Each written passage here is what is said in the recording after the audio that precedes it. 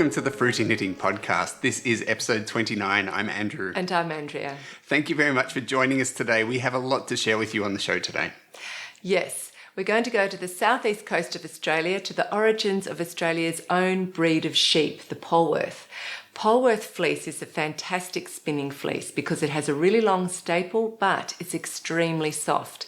So we're going to be interviewing the great-grandson of the man who first developed the Polwarth sheep breed. So Tom Dennis is now the sixth generation to be farming on the original homestead, which is called Tarndie. And the Polwarth breed now is bred all around the world, but it started on this farm in Victoria and very close to a town where Andrew's ancestor first set up the first Victorian community hospital in Colac. Yeah, so that's the Colac Hospital. Yeah. Our guest on Knitters of the World is Sydney, who's joining us from Brooklyn, New York. We have 4 finished objects to show, including that. And our daughter Madeline is also making a special guest appearance, so that's something to look forward to. For any new viewers, we have to mention this is a program about knitting. Andrea is a very experienced knitter, very accomplished knitter, I would say. She's taking a break because she has RSI in both arms right now, so she's really stopped her knitting. She is doing a lot of sewing to keep herself distracted until I've healed. During that difficult pause. Yes. But, yeah. Yeah. So we'll start off with Madeline because she's got a lot of study and she's got a heavy social life and she's here and available. So all right. Time for you to go. I'm out of here. Bye. So this is our lovely daughter, Madeline. Welcome to the Fruity Knitting Podcast, Madeline. Thank you, Mum.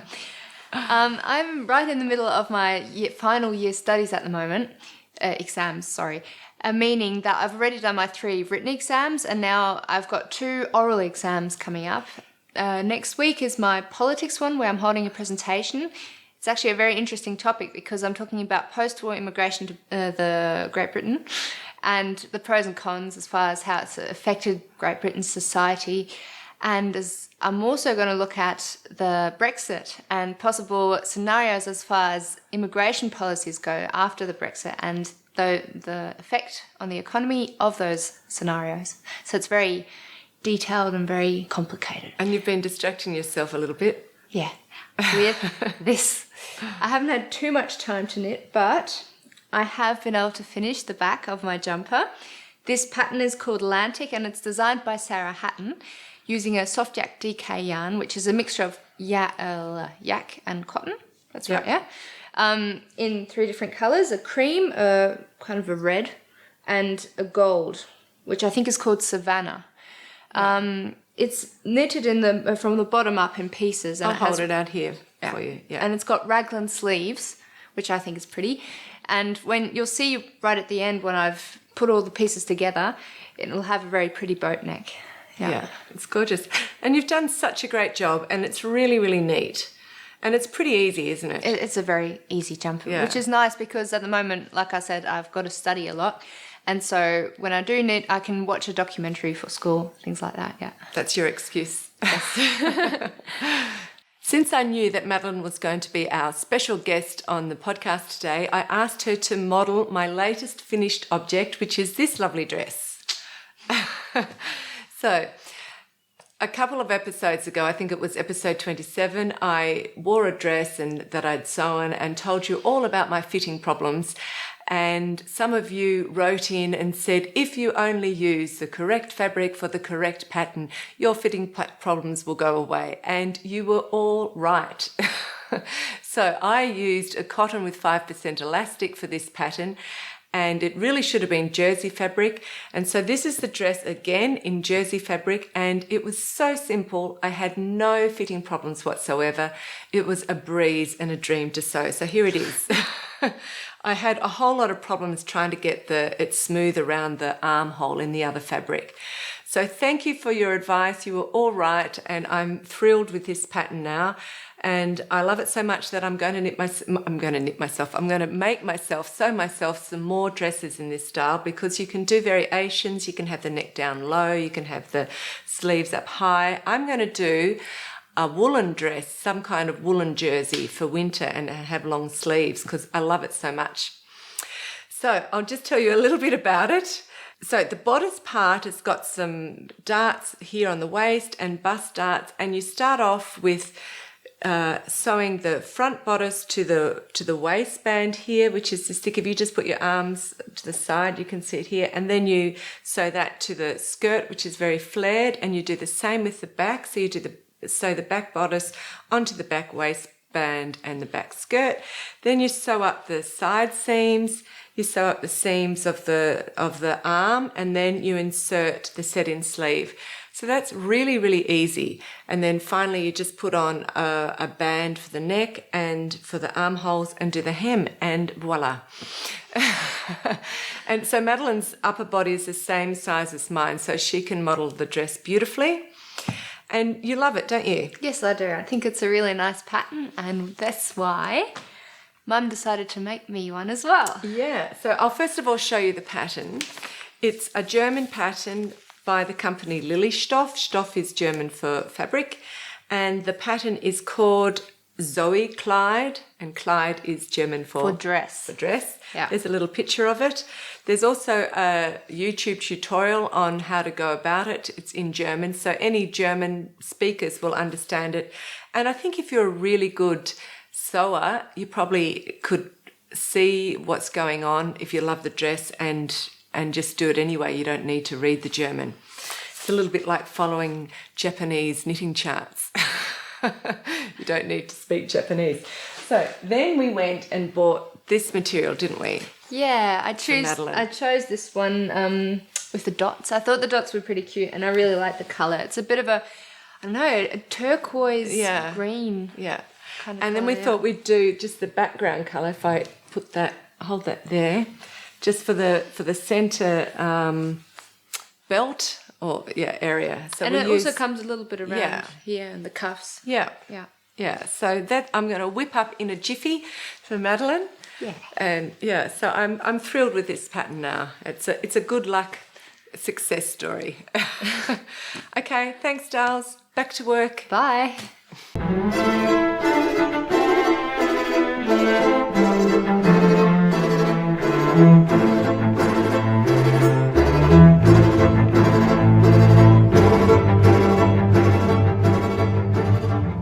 Hi everyone, my name is Sydney. I'm also known as Squidney Knits on Instagram and on Ravelry. I'm originally from Oregon, but I'm currently living in New York City. I have been knitting for almost 10 years now. I started when I was 14 and I so desperately wanted to make Harry Potter scarves for me and all of my friends, and I was a terrible, terrible knitter. I was knitting left-handed and backwards and twisted stitches and everything. But then a few years after that, I got hired at a yarn shop and have been working at yarn shops for 7 years now. That absolutely made my knitting just take off, and I began doing knitting instruction as well, so I'm around knitting all the time, and it's the best job in the world. Personally, I tend to knit from vintage patterns, so I work from vintage patterns spanning from 1930 or so to about 1959, somewhere between that gap. It's the type of projects and garments that work the best for me since I dress in vintage. I've worn vintage every day for the last 4 years or so, so making the vintage garments just adds to my own collection, so it works out for everybody. So now I'm going to show you some of my favorite projects that I've made. You may have noticed I'm wearing one. Last year I just started to have this obsession with boleros, or little shrugs. I've now made maybe 7, 8, 9. I've lost track. They're just the most wonderful thing to make. They're really simple. They don't take a lot of yarn, and because so many vintage patterns call for such a small gauge, using size 2 needles, these projects take a long time. So making the boleros out of a double knitting weight or a worsted weight is such a great way to use that bigger yarn and to get some instant gratification. from my projects. So this is one. It's not a pattern that's out there. I, for the most part, made it up. I took a couple notes from By Gum By Golly's Bolero pattern that she made up herself and just kind of went from there. So that's this guy. Oh, and this yarn is Volmisa. Amazing. Let's see. So this one I'm hoping will register on the camera. Maybe. Sorry that it's a little tough to see and there's definitely pilling happening. This is my Women's Land Army jumper. A couple years ago, I got absolutely obsessed with the Women's Land Army that happened in World War II. There was a TV show called Land Girls. It's a little campy, but is super fantastic at the same time. So this jumper is all in knit one, purl one rib, and is recreated from the jumpers that they would wear in World War II to work the fields and to plant and garden, all of that stuff. It took a very long time because it's in knit one, purl one. You can imagine. This is a little blouse, kind of my, try to put it up here so you can see a little better. This striped blouse is kind of my signature blouse. I've actually made a few of these. It's stripes in 3 rows each, and it's done in the round, and then I use one color on the bottom, one on the top. It's a perfect way to use just one skein of each sock weight yarn, and usually it takes up just about the entire skein of each. But I love stripes, and the little blouse shape is just perfect. Again, this is not a published pattern, this is just one that I've made up. This sweater is kind of my claim to fame sweater. This is on my Ravelry as English Breakfast, or otherwise known as my cameo sweater. The design at the bottom here. The yarn is Madeline Tosh Merino Light, and the pattern is originally the Paper Dolls pattern by Kate Davies, and then I used a mitt pattern. I think it's called Grafton Mitts, maybe? I could be wrong on that. There was a woman who did a fingerless mitt with a cameo, and I took the idea of making a cameo and changed the inside to try to look a little bit more like Jane Austen, who I also have a tattoo of, and do the little cameo sweater. So it is all color work, it's all stranded. As you can see, it took a very long time, but it's still one of my favorite sweaters. It was definitely the most challenging project I ever did. And last but not least, it's probably my most worn garment. This is the Trimmed with Roses pattern. It's a 1950 pattern. It's republished in the Susan Crawford Vintage A Stitch in Time Volume 2. I would say this is one of my first really major vintage patterns that I knit up about 3 or 4 years ago. These are all in tarja, and they had a lot of ends to weave in, and then the body is worked flat and you seam it up. It's just such a lovely knit. It was such a lovely wear and has these cute little buttons on the back. So cute! I have kind of a weird way of knitting. I pick or do continental, but I do it with my right hand. So my yarn is always 1 inch away from my needle, and I only need to move my index finger to get that yarn to move. I'm left-handed, and I learned left-handed, so I technically learned backwards, so I can knit this way, and then instead of ever purling, I can just knit backwards. One of the many secrets of the knitting world, so that you never have to purl again. It's kind of amazing.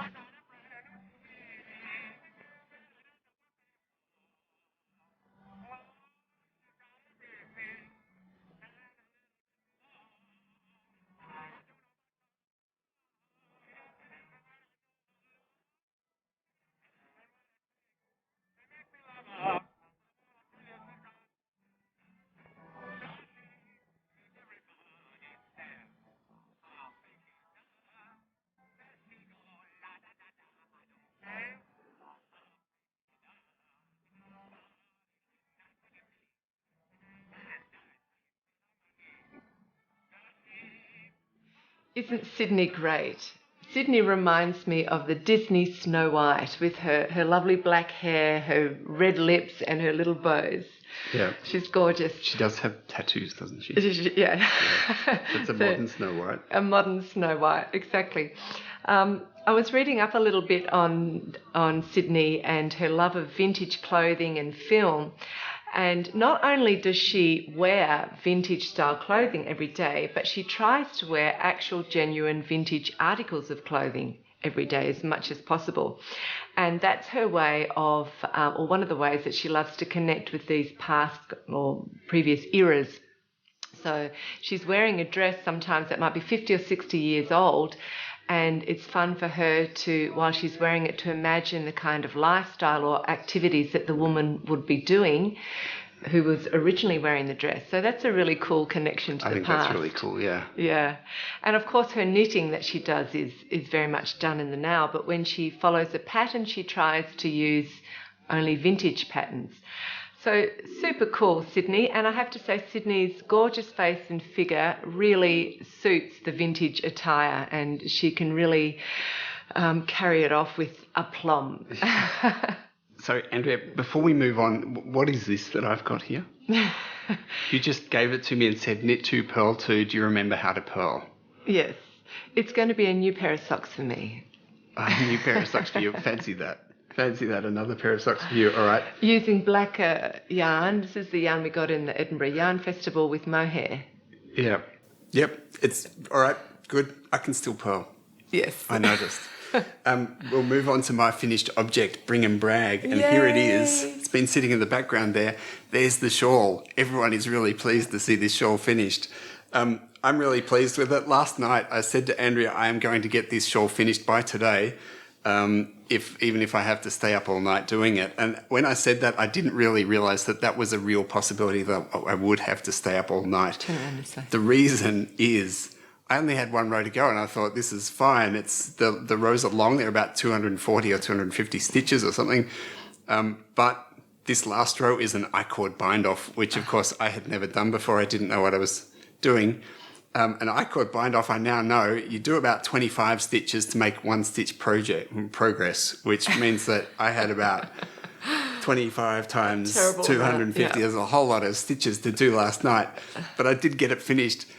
The one extra challenge that I had there was we were watching our favourite podcast, which is the Crabaugh podcast with Dennis and Pia Crabaugh. Pia is a designer.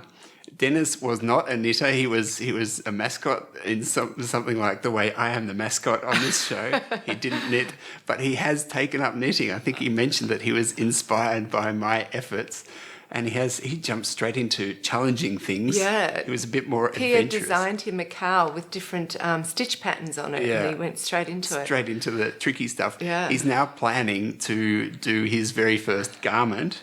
And what I was really excited to see was that he's doing a collaboration with his daughter, which is a little bit similar to what I did with Madeline. Yeah. I made my hiking jacket, which I'm very proud of.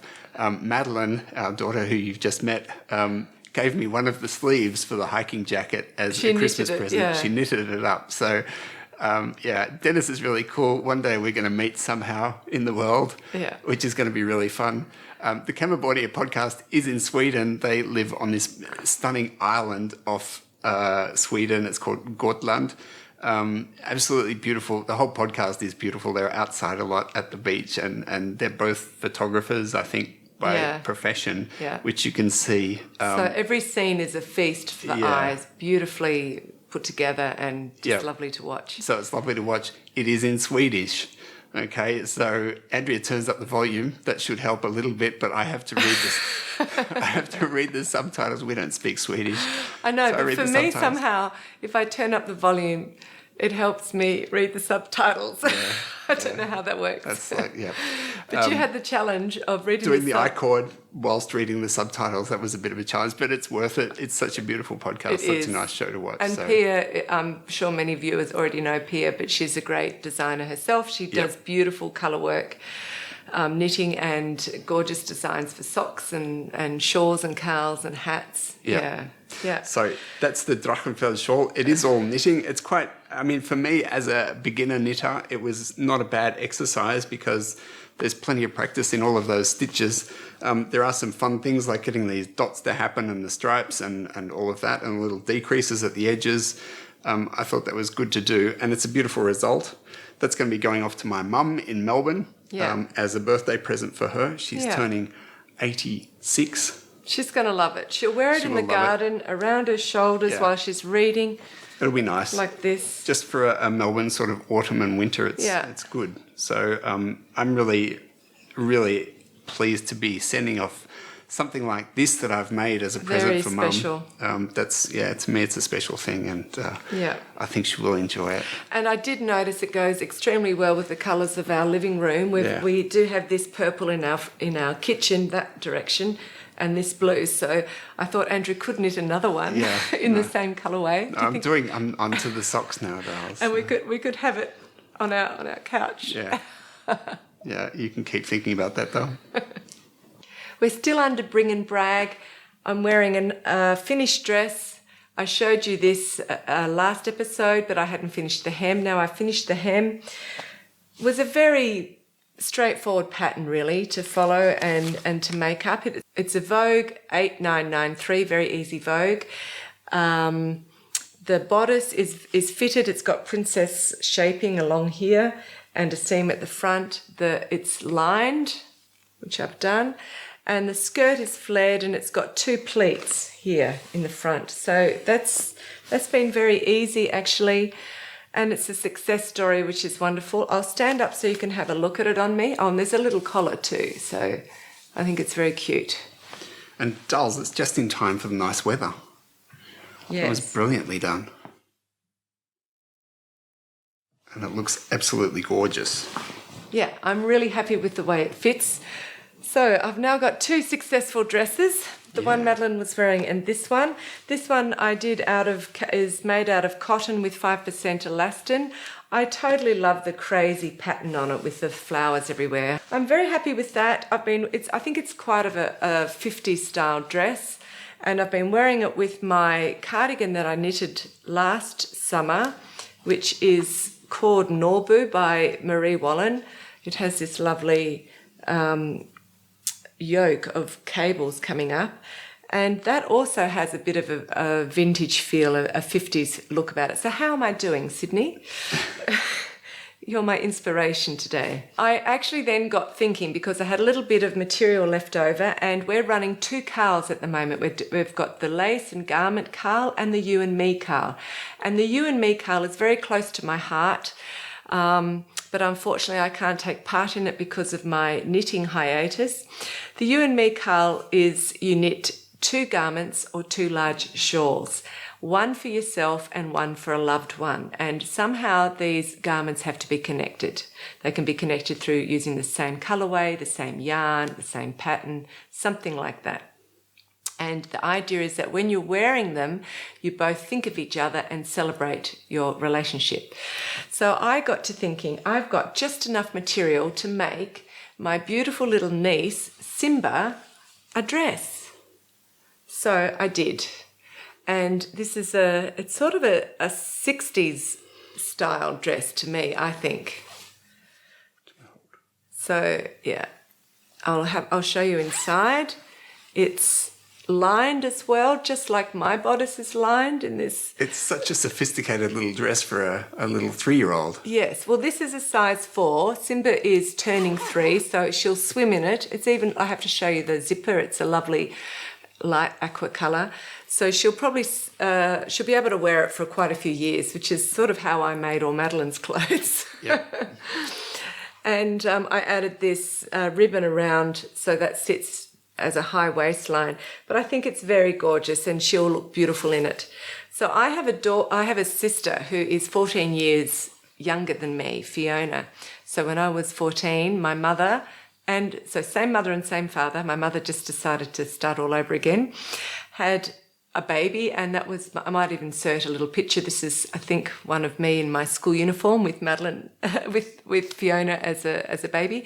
So Fiona's now grown up to be a very beautiful woman, all grown up, and she has her own child, which is Simba, my niece. And who we met when she was born. Yes, Fiona was in Bali at that time, and we travelled there, and it was lovely to get to hold little baby Simba, who is now turning 3. So I'm excited to put this in the post and for Simba to play in the sandpit in it. Yep. We would like to remind our patrons that we have a live event coming up on Friday, the 20th of May. We have as guests Justina and Martin Lokowska, who we spoke to in episode 27. Justina is the designer behind Letty's Knits, and Martin is the yarn dyer behind Martin's Labs. So this is a great opportunity for you to submit your questions. If you're a Shetland or a Merino patron, go to the Patreon page on the posts there, and you'll find a spot where you can put in your questions. Or just topics that you want to hear them talk about. Anything you want to talk about. They've got the experience of doing the designing. Martin's a very talented and enthusiastic dyer. They're also living in Poland, so if that's something that interests you, or the crafting community in Poland, that's something that you might want to ask them about. So go along to the Patreon page and ask them, put your questions in there, and we'll forward them on. And that will be something that we cover. It's always a fun event for our Shetland patrons. We do ask you to get the questions in early. Justina, we saw her English is really good. Martin would like a little bit of time to prepare an answer. So get your questions in, and we can do that really nicely. Thank you to all our lovely viewers for watching. We're nearly up to the interview now. Yeah. Thanks very much for taking the time. We know there is a lot out there to watch, and we're really grateful that you choose to take your time to watch our show. Our aim in producing the Fruity Knitting podcast is to provide a high-quality, content-rich program on the craft of knitting. Like any creators, we need to be compensated for the time and effort that we put into producing the show so that we can continue to put it out every 2 weeks. Yeah. If you get value out of the show, if it's something that you really enjoy, then please do consider supporting us by becoming a patron. It's really easy, really flexible. You can choose the level of your contribution, but we really do need more patrons. So if that's something that you can do then, or consider, then please have a look at patreon.com/fruityknitting, or you can find the link as well at fruityknitting.com. We're now up to the interview with Tom Dennis, the 6th generation of the Dennis family to be farming at Tarndie. It was great doing this interview. Tom, you're going to love Tom. Tom is a typical Australian bloke, good looking, tall and rugged, like you, darling. Just like me, absolutely. I really enjoyed doing this interview. We'd heard about Tarndie. I saw when Jorge Locatelli went to Tarndie earlier this year, she had a photograph of herself heading there, and it said on the side of the road, it was on the road to Colac, which is where my father was born and grew up. So it's fun for me to have this connection to this area. Yeah. Without a doubt, Tom's great grandfather and your grandfather would have known each other, because your grandfather helped set up the community hospital. That's right. And was a pretty prominent person in the region. Yeah, he was a prominent figure for that. Alexander, who you're going to meet in the interview, he was around from the 30s to he lived through 2 world wars, a depression, and quite a lot of natural disasters. So he really kept the farm going through trial and tribulation, which Tom tells us about. It's a very interesting story. Yeah, so it's great to have that connection, isn't it? Yeah, and I think it's a really good insight into the sort of rural life in Victoria, in Australia, over this period, going back so far. That's really a long time. My family's been in Australia for a very long time, and seems the Dennis family has as well. So I find it fascinating, and hearing about the troubles that they go through. And I really like the way Tom looks at that. That's, really, really inspirational. And I think that's what you need as a farmer. Yeah, totally. Life as a farmer is tough. So it's a great interview. I'm really, really happy about it. Enjoy it, and we look forward to seeing you in 2 weeks' time. Yeah, thanks for joining us today. We'll see you in the next episode. Bye. Bye.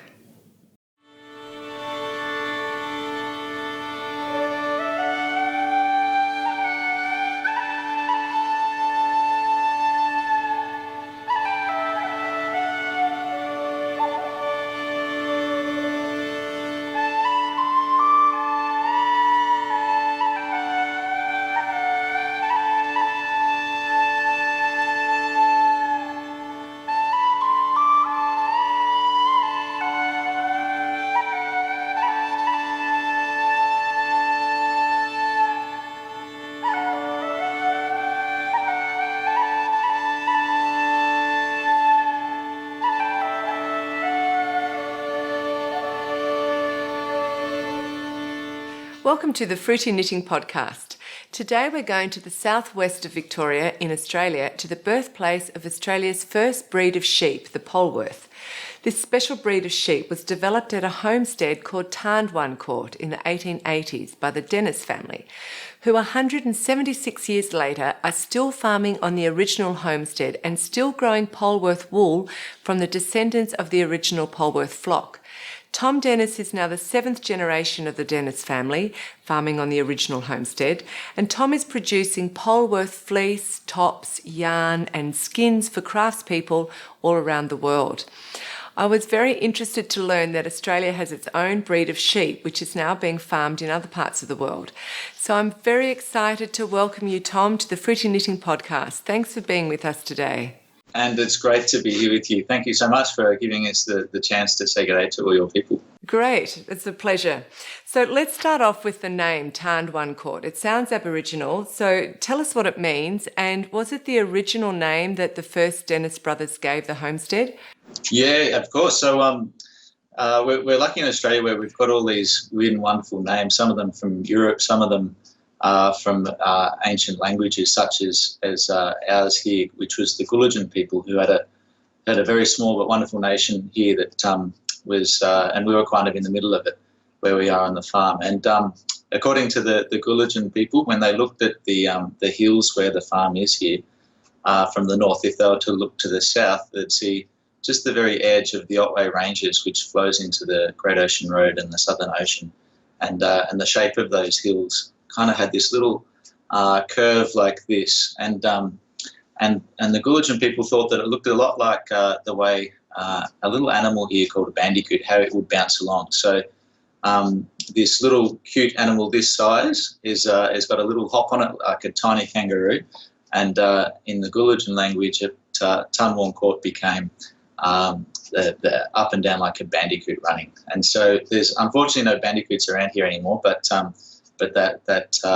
that story and that songline continues, and so it's a great kind of reference point for us here, where we can sort of track a fair bit of Australia's history just in the one place, where our roots are very much in the land, which is an ancient land, which has seen 40,000 years of Aboriginal culture.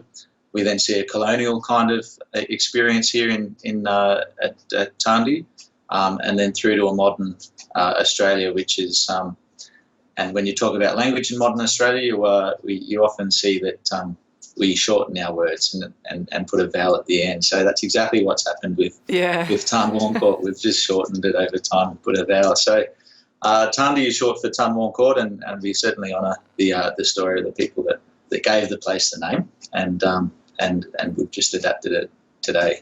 So Tarndie is actually recognised by the National Trust as being one of Victoria's oldest surviving homesteads, and the ups and downs that your family's farm has gone through over nearly 200 years actually mirrors the story of the European settlement and the history of Victoria.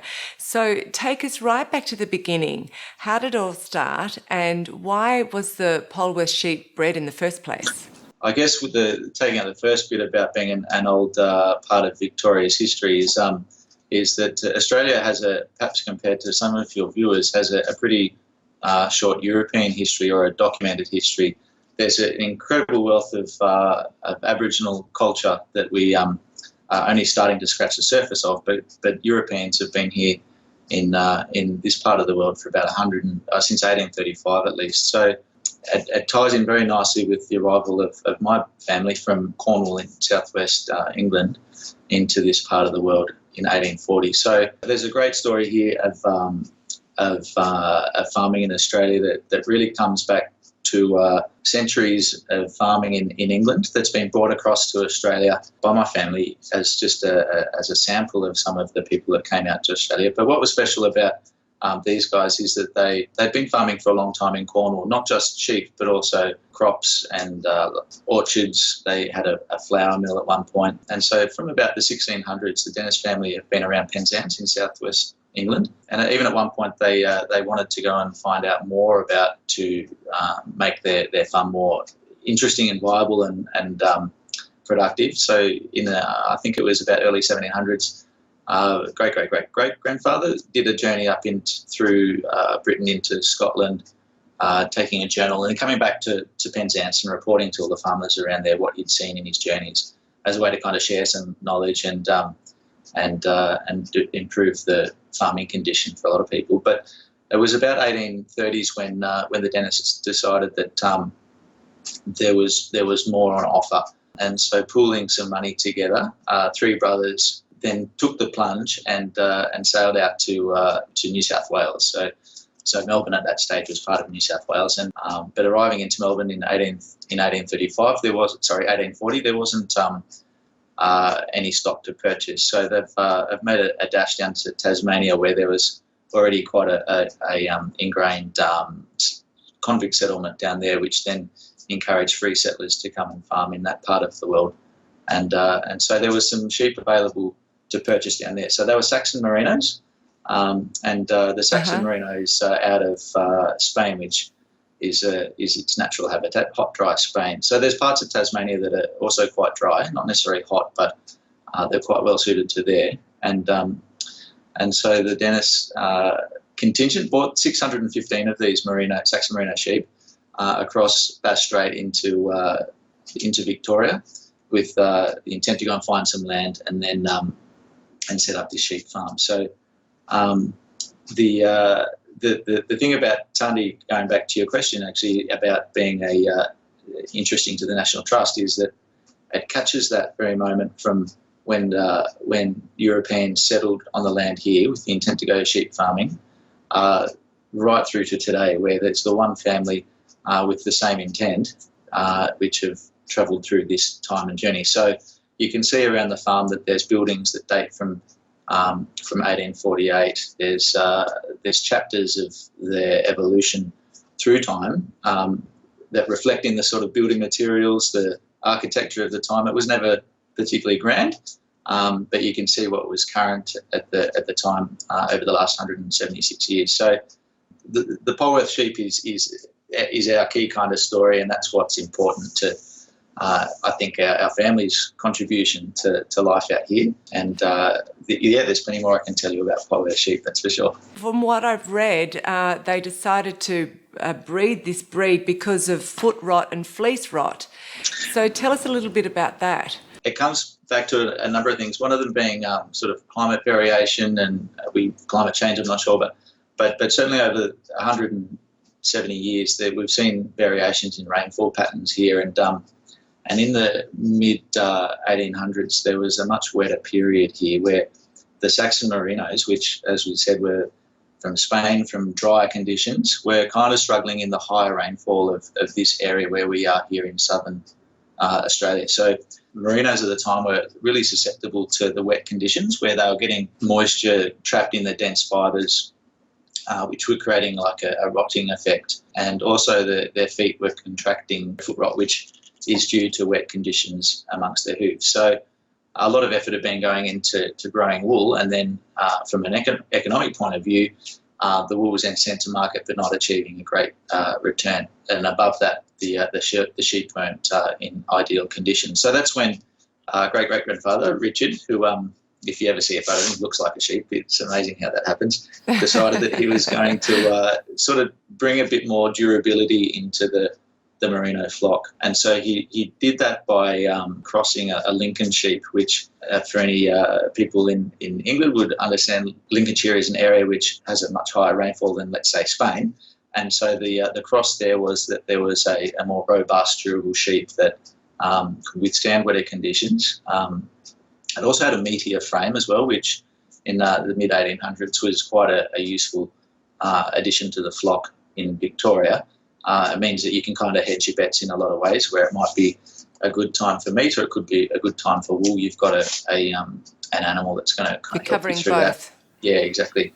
Over a 25-year program, working with cousins and brothers on other farms, Richard was able to pull together a thing that was essentially 3/4 merino. A fixed breed was essentially 3/4 merino, 1/4 Lincoln. And when you look at those two fibres side by side, you'll see that there's very little that's similar.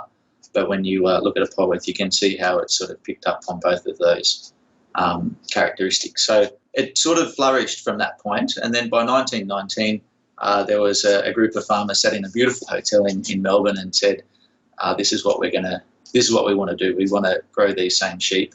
And it was then at that point named Poleworth, which is the name of the area where we are here in Victoria, named after Lord Polwarth from Scotland. There's very little connection there, but anyway.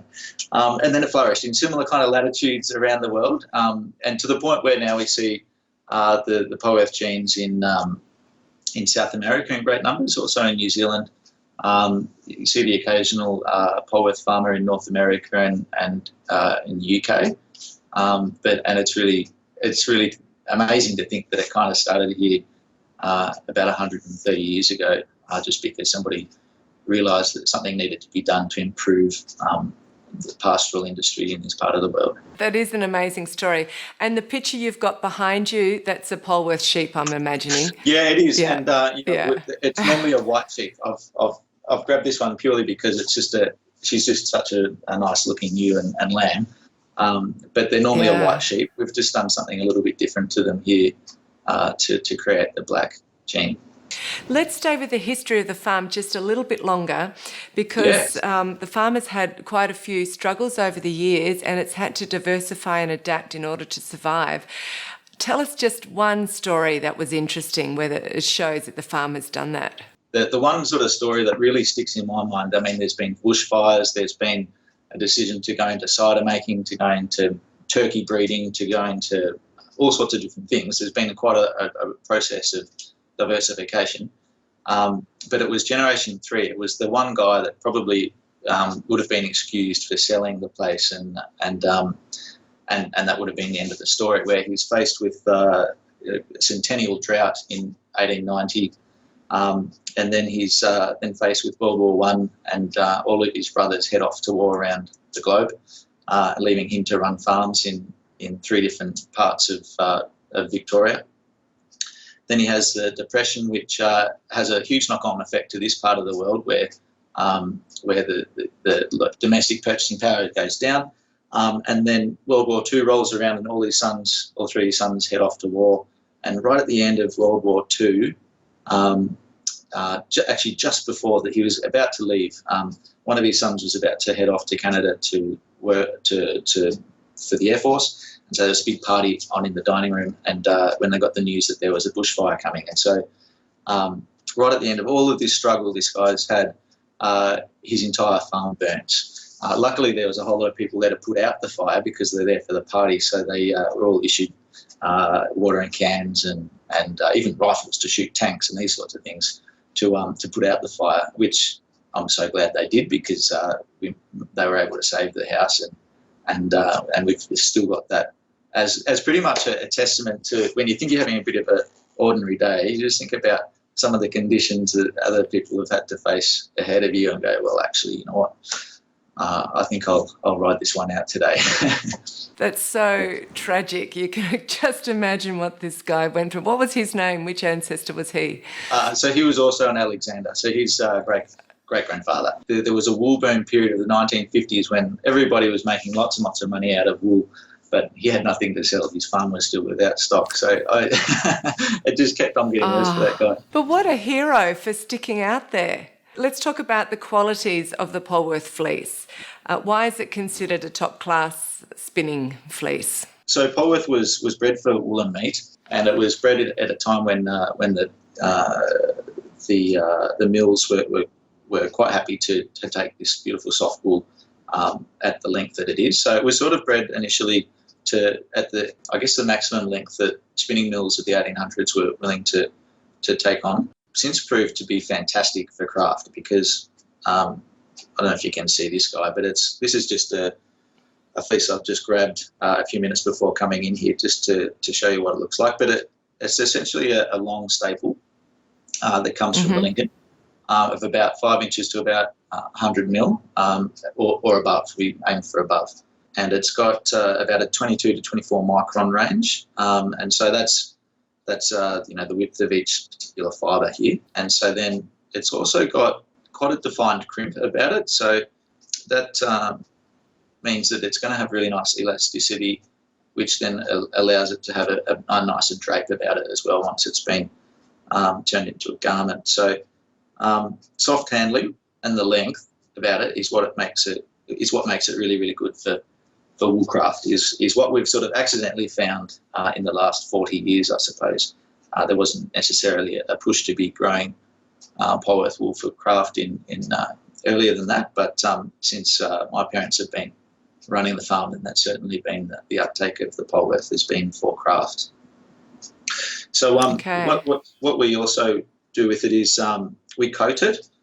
So that's putting a jacket over the top of the sheep that protects the ends from any sort of UV damage and also from dust and dirt. So this has got a very low vegetable matter content. But the good thing about Polwarth sheep is that it has a little bit more density about the fibre, which will then support the coat, and the sheep doesn't feel irritated or it doesn't tangle the fibre. So it also means that we can provide a really clean fibre to people. I was going to say it's looking extremely clean. Yeah. I think that might have been from shearing just now, actually. So we shore about a couple of weeks ago, and so we've just got a few fresh fleeces floating around. It was a little bit shorter this year. Actually, we find each season is different. It's like a wine. So basically, you get a 2015 vintage, and it might be a little bit different to 2017 vintage. And those are for the same reasons that wine differs. It's to do with mainly the weather. And you've got some different colours. So your breeding and your Polwarth fleeces have got all different natural shades, haven't they? Just to show us quickly what the shades are. So this was part of this kind of adaptation in the 1970s, so taking a white sheep and turning it into something that we can use. So here's a fairly blocky staple of I think this part of it looks like a mid-grey to darker grey. And that's another good thing about Polwarth wool is that it does come in blocks like that, which makes it a little bit easier for spinning. So for hand spinning, beautiful fibre for it. It then ranges through to silvers and all the way back to black. So there's a trick in sort of managing genetics about that in terms of trying to get a good variety of colours across we've got about 500 coloured sheep and about 500-600 in white. But white is a dominant gene. So if you cross a black sheep with a white sheep, you'll get a white sheep. And then equally a brown sheep has a dominant gene over a black sheep. So when we do try and get that variety of colour, it's coming from selecting the right ram. Let me just get on that point there, because on the podcast I've talked about James Rebank's book, A Shepherd's Life. He's a Herdwick farmer in the Yorkshire Dales, and he talks a lot about developing a high-quality flock over many years by introducing rams with particular qualities and characteristics. So when you're introducing your rams, what are the particular traits and characteristics that you're wanting to ensure continue in Polwarth? And it's a fantastic book. I haven't even read it, but I feel like I have, because so many people have come at me and said, Tom, you've got to read this book. And Dad was telling me about it and saying that it's the most accurate description that he's ever read about what it's like to be a sheep breeder. So whatever he's saying, it must ring true for a lot. What we look for in a ram, for me, I don't have quite the same sort of perception that Dad has. I think he's 73 years old. He spent a lot of time on this farm and looking at sheep, and he's just got this innate eye. He can't describe it particularly well to me, but he knows what he's looking for. But what essentially we're looking for at the moment is for long staple. We aim for 23, 24 micron. There is a bit of a movement in Australia to fine up at Polwarth a little bit, but we believe that 23, 24 is about the right sort of micron to ensure that we get the right staple length in the fibre, which is that 100 mil sort of point. So the rams have got to be, and you're making this call on a what is it? It's about a 6-week-old animal. You've got to work out what that's going to grow into and what it's going to be. So there's a few first point of calls. There's looking at seeing if it has any if it's got straight legs at the back, it's no good. If it's got poppy eyes, it's no good. If it's got a sway in its back, it's not going to be any good. So there's a few sort of things that you can look at quickly and go, right, cross that out. Now let's look at the rest and see what's there. But what we're looking for at the minute is long staple, we're trying to keep the wool off the face to keep a clean, open face, and also to build a bit of size back, especially into our black flock. We're looking to do that at the moment. But yeah, there's sort of there's a real kind of an art to it that a master kind of develops over the years, and you almost need to stand with them for. Yes, and you do have to read this book, because that's exactly what James goes on about, and how there's often intergenerational arguments about, like, the grandfather will have really good ideas about this is what we need, and then the father says, no, we need a ram with more these qualities, and then the grandson pipes up with his opinion. Yeah, it's absolutely true. Sheep breeders can really, that's their passion, that's their life, and we had a bunch of Poleworth sheep breeders here just last weekend, and they've all got different opinions, but essentially they're creating something quite similar. It's just that they know such intricacies about the whole bonanza that it makes for interesting conversations. Yeah. Just talking a little bit about the farming practices. For example, in the UK, they've introduced conservation grazing, and that's to help look after the natural habitats. And this is helping various species of animal and plant wildlife in local areas. And I'm just wondering, what's happening in Australia? Like, how's the Australian bush affected by grazing, and how are you also managing your grazing? Yeah, it's a really interesting topic, and I had a chance to look at the interview that you did with the Yorkshire Lands Trust, I think, if that's the name of it. And that was a really great story about building up a flock, but also getting kind of getting a dual purpose out of it, isn't it? But also to look after the land. Where I think in Australia we're probably looking at quite a different situation, where when we look at history, especially, we can see that it's the soils and land and the ground is very, very old, and for the first millions of years it had very soft-footed impact. The kangaroos and emus and the humans were only walking around on pads, so it didn't have it was quite soft underfoot. The first Europeans talked about the soils being soft, but of course over years we've introduced horses and sheep and cattle, and their hard hooves have really firmed up the ground, and so a lot of the native vegetation that was once in Australia has pretty much been gone. So in terms of conservation, I think we're probably not so much talking about conservation grazing in Australia to the same extent that we're talking about regenerative. So it's a hard one, regenerative farming, and so that's kind of trying to unpack some of the stuff that has gone wrong over the years, and gone, well, we used to think that it was fantastic to bring in fertilisers and improve productivity by piling superphosphate all over the ground and letting the nitrogen do the work. But now we've realised that brings in its own set of problems, and so now we need to be regenerating the land in a much more natural system, and that's certainly where we're taking the farm now, is to try and minimise some of those inputs, so fertilisers and chemicals and hard hooves, and trying to use grazing as a way to improve soil health, and then once the soil is healthy, then that's then going to flow on and grow healthy fodder for the sheep to then produce good wool. So it's a bit cyclical, but the idea is to push as much nutrients back into the soil and feed the microbes at that level, and to achieve that we're looking at cell grazing. So that's really closely managing the sheep's foraging and grazing, so that they're, instead of just being a mob of sheep in a big paddock, a big field, that we've very much constrained the size of that grazing area, but then moving that very regularly. So each day the sheep have got this much area to graze, and what they're doing there is that they're picking off all the really nice, sweet, beautiful grasses that they want, and then the stuff they don't really want, they're pushing back into the ground.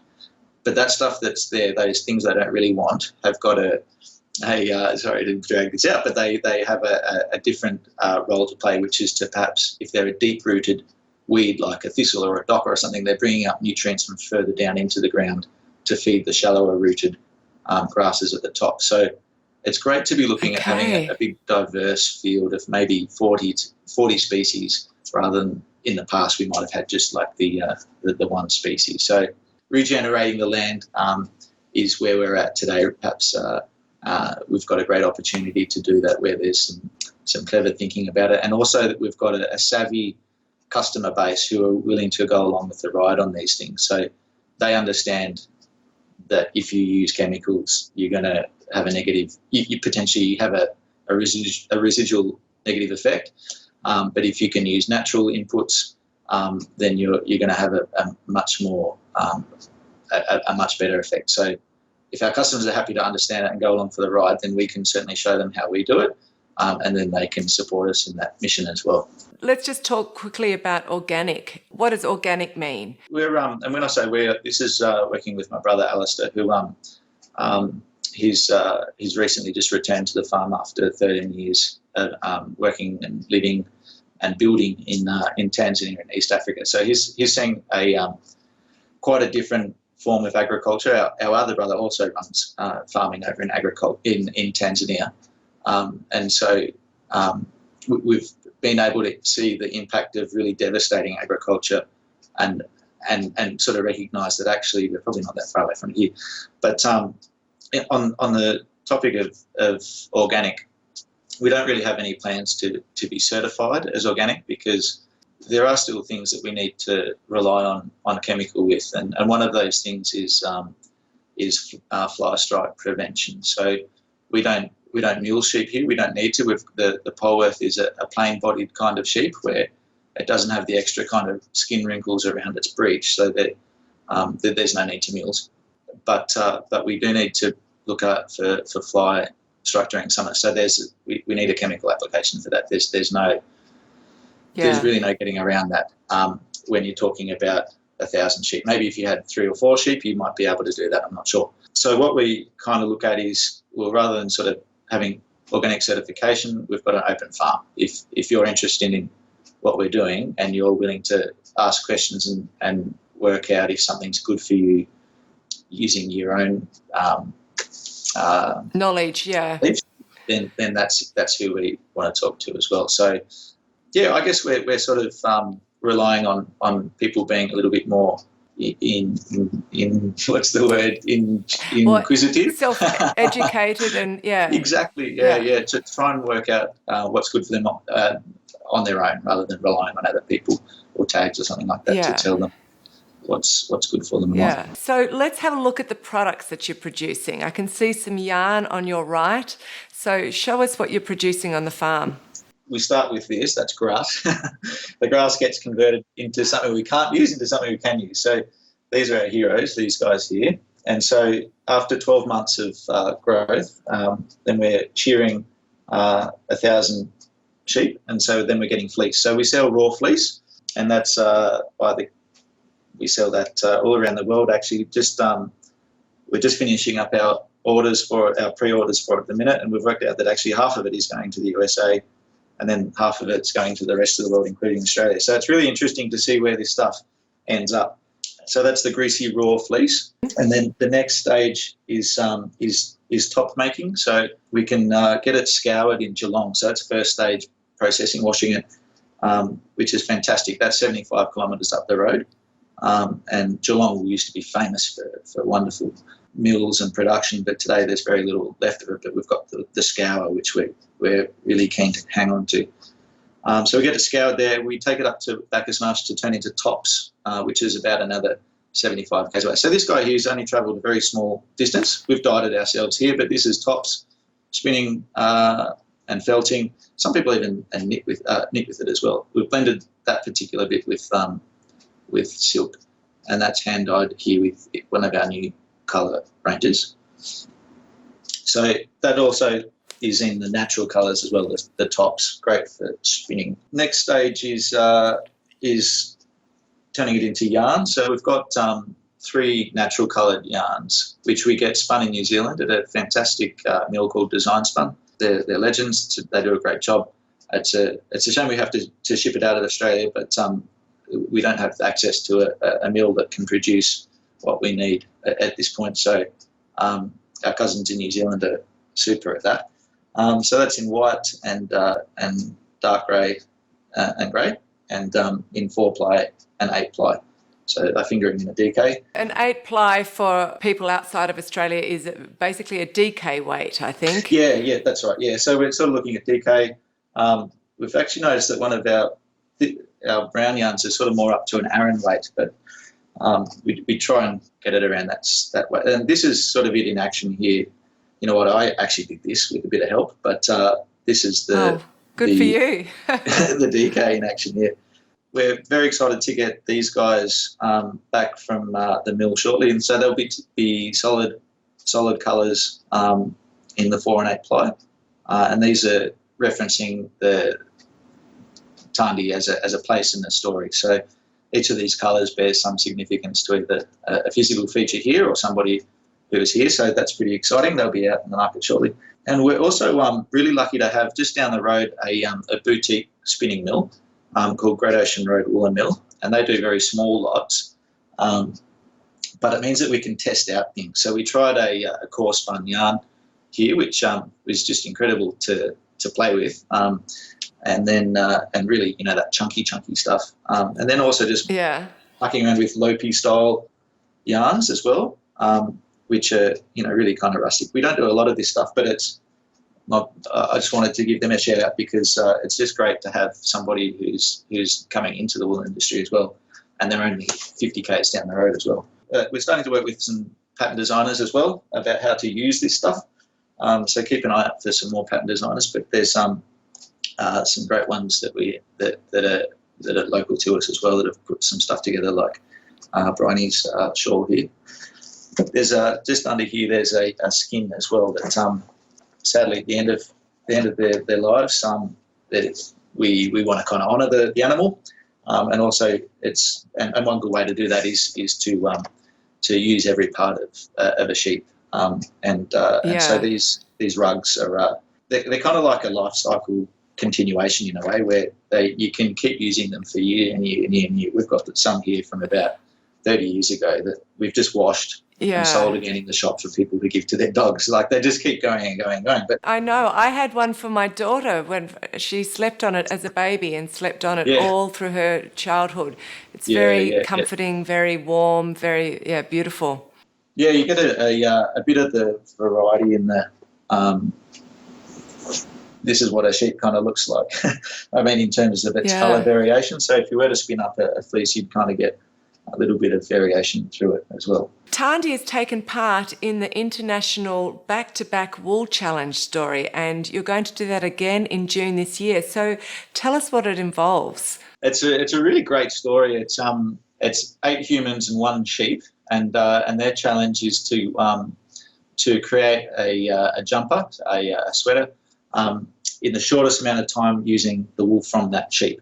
So this is a competition that's been running for about 23 years, and it's all around the world. And it was set up actually by my mum Wendy when she had met. Your mum actually set it up. Yeah, that's right. So she and a Scottish counterpart set it up in 23 years ago. And each year there's been teams of 8 people and 1 sheep that have been putting their skills at work. So the idea is to make a full-size jumper in the shortest amount of time. It needs to be blade shorn, so there's 1 blade shearer, and then the other 7 people can be spinners or knitters. The pattern says that there's a front and a back and 2 sleeves, so you can really only get 4 people knitting at a time. It's greasy, and it's amazing to watch them. So it's now a Guinness record event, and the record is 4 hours 55 minutes. An Australian team got that about 10 years ago, and ever since then, particularly one Dutch team have been keen to knock that off, and they reckon this is the year they're going to do it. So keep an eye out for it. It's going to be in June, and so there's a world record attempt going on to create a jumper in the shortest amount of time. Okay, so just to finish off the interview, you have to keep a farm modern and useful, otherwise it dies. And your family's managed to do that so far very well. So what are your plans now to keep it modern and useful, and what are your dreams for the future? This farm is really just a story of adaptation and recognising when a change is happening and then doing something about it. So it's been amazing that we've had a constant of sheep. That's testament to sheep and wool and people using it for sure. Where we're at the minute is a very small farm where I'm running the homestead in 60 acres. My brother's running the farm and 500 acres. So in Australian sheep farming terms, it's a small farm. So our challenge is to still be economic in that sense, where we're not just cobbling together life. We can actually still kind of live a good, useful life without having to give all of the time and money to feed the farm sort of thing. So we're in a really fortunate position where we are here just inland from the Great Ocean Road and only an hour and a half from Melbourne, where we actually have a lot of visitation. So last year we had to the farm, we had about 4,000 visitors, and they're interested in staying on the old farm, but also getting in touch with wool and seeing it in action. So tourism is very much a part of the future of Tarndie here, which we relish because it gives us a chance to talk to more people about wool and about sort of some of the traditional sides to our culture and knowing where your clothing comes from and educating people so that they can choose then to take that on. So from my brother's point of view, he wants to he really wants to have plants and trees that thrive. That's the basis of it. Once you've got good, healthy soils producing good, healthy fodder, you can then grow good, healthy wool. And we've had, I think, probably long enough to work out that we've got the sheep right. I think 176 years is enough time to go, you know what, this is the right sheep for this place. Let's just make sure that we're now looking after the soil and the environment for the next 170 years. So that's very much the focus now, and tapping into people's interest in wool and farming and getting out to go and be a part of a farm. So tourism and wool, they're a great combination, but we're really excited about getting more of our yarn out into the world. We see great potential in sort of working with other breeders and blends and finding the right kind of yarn that people are really keen to try out. So yeah, stay tuned. There's plenty of exciting stuff coming up, that's for sure. Sounds great. Sounds such an interesting story. I wish you all the best of luck, and I'm sure you'll succeed. You've got that story behind you to keep pushing you forward, haven't you? Yeah, absolutely. And you know, if it's going to be a better day than Alexander had in 1944, then you know, I think I've got nothing to complain about. It's a good day. It's a good day. Absolutely. Thanks so much, Tom, for spending time on the Fruity Knitting podcast and telling us your story, showing us your wool and yarn. And yeah, it's been a real privilege to have you on the show. Thank you so much, Andrea, and keep up the great work in bringing so many great stories to people like us. It's fascinating what you're uncovering. Thank you. So let's say goodbye to the audience now. See you later. Thanks.